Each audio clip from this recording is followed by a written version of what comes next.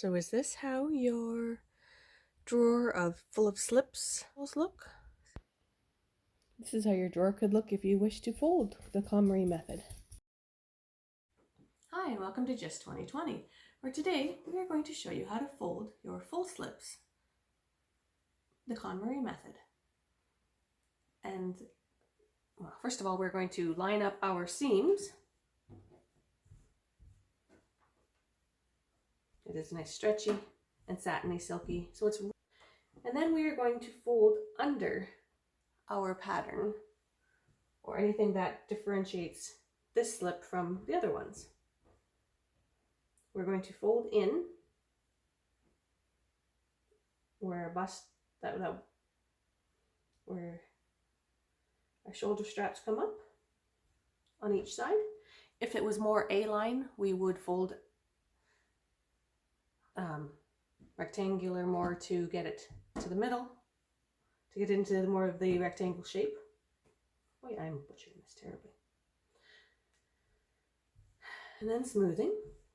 Leave a little bit of space between. And then if this was a plus size, or you wanted to fold it even smaller to fit, then you could give it an extra couple of folds lengthwise. And then, as you can see, our design is here nicely. And so it will look the same on the other side. So we fold from the bottom up, just small little folds, smaller than we actually need for our box, or maybe about that size, just because it's okay if it stands above in my drawer, but may or may not in yours. And then, so we can see, leave a little space between for these folds, and then you will see that you can tell which item this is compared to if I had another one that was just plain. Now here is a slip that is more of an A-line. Fold at the bust line and have our detail at the bottom, facing down. Now since this is an A-line, we're going to fold it so that the top is smaller, but the bottom gets wider so that we can get it to that more rectangular shape. Try to make them even.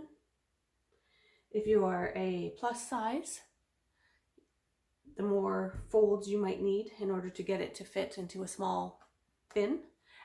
I'm going to do a third fold. Make sure we tuck in those. A third fold and a fourth fold, making sure that we tuck in those straps. And that will give us this nice detail for the other side as our last fold.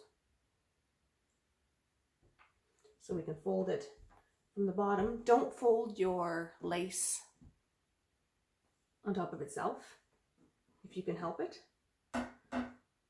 because that will, although that's going to be our height. So try not to fold that first, because otherwise you will wrinkle it and it might stick out strange underneath that dress. So fold it a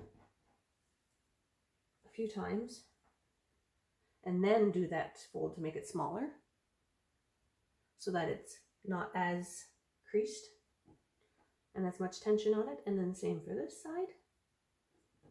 And then we do our last fold. Now it is on you can see that it still is on an angle. We don't have perfect folds here, but that does help you to see that it is an A-line, not a more squared.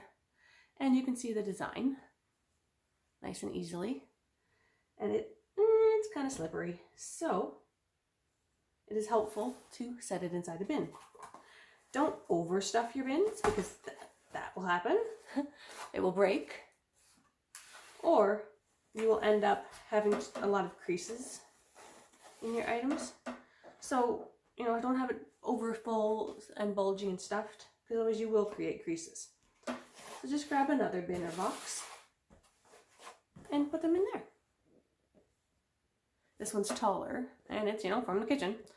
But I could grab 2 small tissue boxes, any other boxes that I might have, and to keep things nice and neat and tidy. So I know these are the ones I wear less often, these are the ones I wear more often. I can tell this is an A-line one. I can tell the design of them, colors, recognizable lace, details, and fabrics I can feel and see. And it would make it easy to grab what I want without disturbing everything else in the drawer. And you will notice that my drawer is nice and easy to maintain and keep tidy. These are camisoles and half slips if you want to know how to fold those. I have a video for that. And then these are the folded full slips from today. My bin does fit in. If I wanted to go without the bin, it would be very simple to do. Or if I wanted to stack them, I could. But if I wanted to go without the bin, I can just grab them and set them in there, and they will still work. Now when you open and close the drawer, since there's not a lot in there, they may undo, which is why these are so handy. Or you could have items behind that stop it from slipping and falling over. You know, these are more often used, less often used, you know, summer, winter, switch out. Or if you have those drawer dividers, be careful which ones you use, because you don't want them snagging your materials. But here is a nicely, neatly organized drawer. And I can leave them here until I get another tissue box used up and empty.